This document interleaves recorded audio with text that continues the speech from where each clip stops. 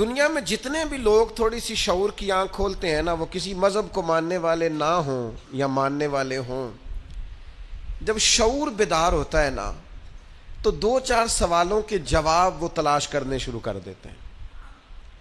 ایک تو سوال ان کے ذہن میں یہ اٹھتا ہے کہ انسان کیوں پیدا ہوا ہے، کہاں سے آیا ہے، اگر آیا ہے تو پھر آیا کہاں سے ہے اور کیوں آیا ہے۔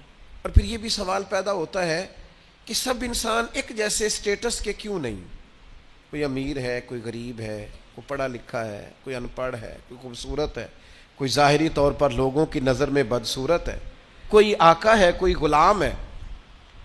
ان سوالوں کے لوگ جواب چاہتے ہیں۔ مقصد حیات کیا ہے اور انسان کو کس نے بھیجا ہے، کس مقصد کے لیے بھیجا ہے، ہم کیوں آئے ہیں، اس کا نا جواب چاہیے حضرت انسان کو۔ پھر وہ یہ سوال مختلف لوگوں کے ذہنوں میں گھومتے گھومتے کوئی کسی طرف نکل گیا، کوئی کسی طرف نکل گیا۔ ایک بڑا ادیب آدمی تھا، بڑا بہترین شاعر تھا، وہ کہنے لگا اصل میں نا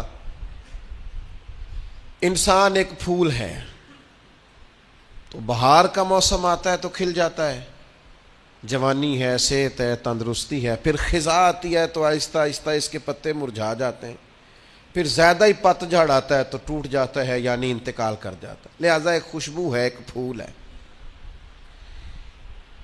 اس نے بھی بات کی، چلو ٹھیک کی ہوگی۔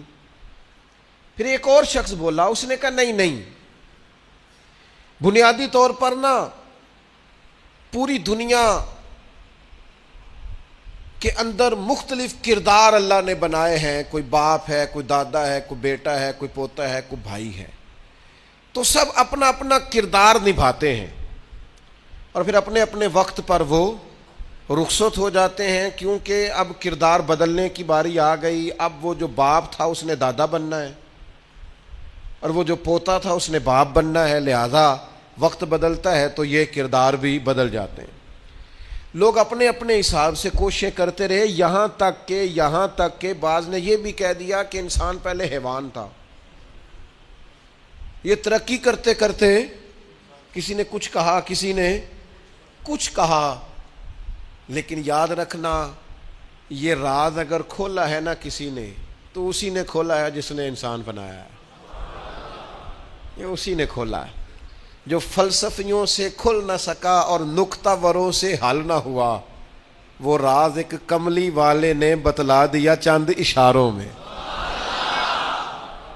نبی کریم صلی اللہ تعالی علیہ وسلم نے وحی کے ذریعے فرمایا، وحی کے ذریعے فرمایا۔ ادھر ادھر سے کیوں پوچھتے ہو، مجھ سے پوچھو نا، میں تمہیں اللہ کا قرآن پڑھ پڑھ کے بتاتا ہوں کہ تمہیں بنایا کس نے، میں تمہیں بتاتا ہوں تمہیں بنانے والا کون ہے۔ وہ کون ہے جس نے تجھے بنایا ہے؟ هو الذی یصورکم فی الارحام، تو ماں کے پیٹ میں تھا، ایک نطفہ تھا،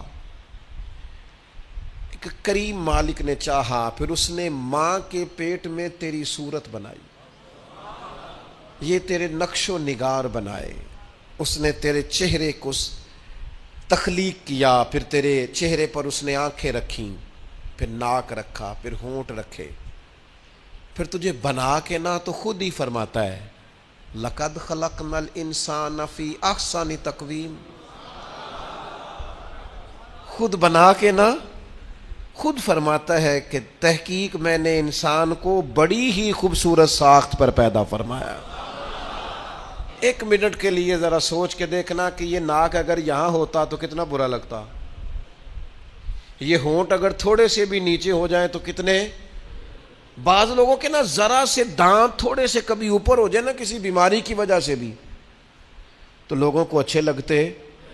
اللہ نے جو چیز بنائی ہے اسے بار بار توڑ کے سجا کے نئے سرے سے کر کے دیکھ لو، سونی اسی طرح ہی لگتی ہے جس طرح میرے رب نے بنا دی ہے، اسی طرح ہی خوبصورت لگتی ہے۔ اور وہ کہتا ہے یہ جو تیرا چہرہ ہے نا، فی ای صورت ما شاء رکبک، یہ جو تیرا چہرہ ہے نا، کسی کا گورا ہے تو کسی کا زیادہ گورا ہے، کسی کا گورا ہے تو کسی کا سانولا ہے، کسی کا رنگ گندمی ہے۔ یہ بندے کی مرضی پہ نہیں. یہ اللہ کہتا ہے جیسے میں نے چاہا ہے نا. اگر آپ یہ آیت سمجھ جائیں نا تو اپنے آپ سے پیار ہو جائے گا. پھر کالے سیاہ رنگ والا بندہ بھی کہے گا اوہو چہرہ میرا ہے پر چاہت اللہ تعالیٰ کی ہے. پھر تو اپنے آپ سے پیار ہو جائے گا, پھر تو اپنے آپ سے محبت ہو جائے گی. پھر تو انسان کہے گا کہ خدا جانے بلندی ہے کہ پستی, پر جہاں میں ہوں وہاں کوئی نہیں ہے.